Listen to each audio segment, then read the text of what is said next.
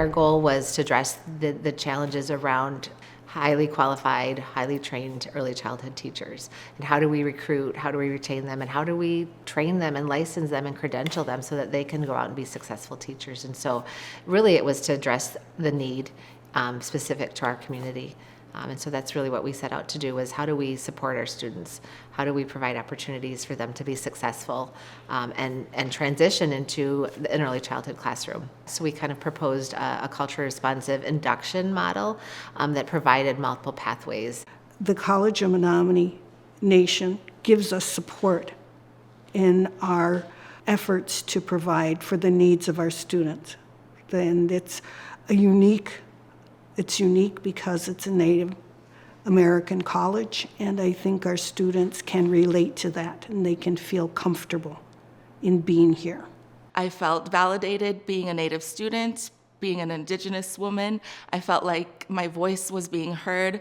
I felt like I was a part of a community that I hadn't felt that experience in the educational setting prior to that.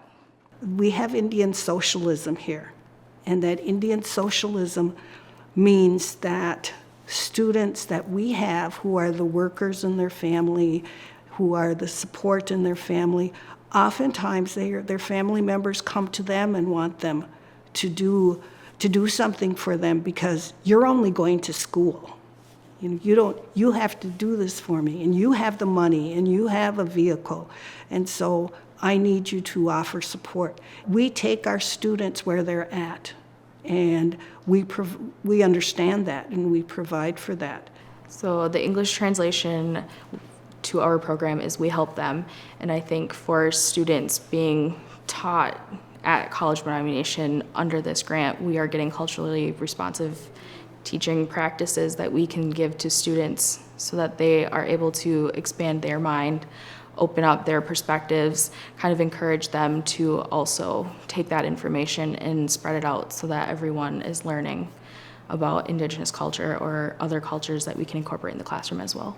What was set out to meet the goal of professional development around specific topics, about becoming a teacher, about professionalism, really evolved into that's not what our students needed, nor is what they maybe wanted. And so it evolved into these talking circles or these traditional teachings where we weren't necessarily talking about being professional and how to dress appropriately and how to, work with families, that type of thing, but we were able to address the connection piece, the community piece, and the culture piece, and allowing them to really learn from each other and learn about the cultures. The success of the talking circle was that while the students were in the circle, they felt safe. Because one of the rules of the talking circle, that everything said in the talking circle stays in the talking circle. And we don't go out, and share it all over the place. It just stays there with that group of people. It also made them into a community to where they could have each other to talk to, or if they were having difficulty in a subject, maybe to get some help from.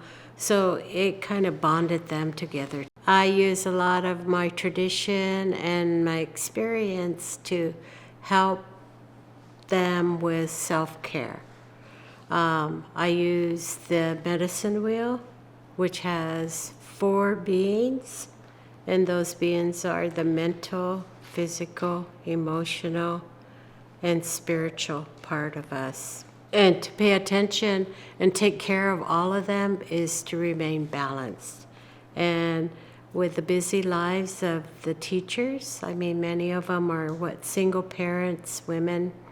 They have children, and they might be the breadwinner of their family, and they go to school. We offer mentoring for 2 hours, 3 times a week. And it's at different times that go with their class schedules. We've changed it from what it was before. And I think that it encourages them and gives them a pathway to resolve some of those problems that have come up. I would say that some of the supports other than the faculty would be the talking circles, because we're learning a little bit more about how to be culturally responsive teachers, but also you get to build friendships and bonds with students that you go to class with. And with the content that we're covering in talking circles, it's something that even as an Indigenous person, I might not have known because I did not get to receive that kind of knowledge growing up. Why should this be sustained is because, education is important. We know that educational opportunities opens a lot of doors for a lot of students. And so I think it's important that we continue to, one, identify ways to support teachers, retain teachers, and recruit teachers. And I think that the biggest piece is helping them get through that education process. And when you're dealing with a population that is, first generation, it's important to support them from the beginning to the end. Navigating higher ed is not easy. And it's not easy for kids who even have parents who have been through the system, let alone navigating it when you don't know what you're doing. And so I think it's important that we continue to provide student supports that are specific to student populations. It's not a one-size-fits-all. And so I think that's the most important piece in terms of what we've be able to identify is those culture responsive student supports. Is we feel like it's really specific to our culture. And if we want to have students who do well in school, we need teachers. This grant is different in that it's more student-focused. And I think our grants in the past have been more, how can I put this diplomatically, more program-focused.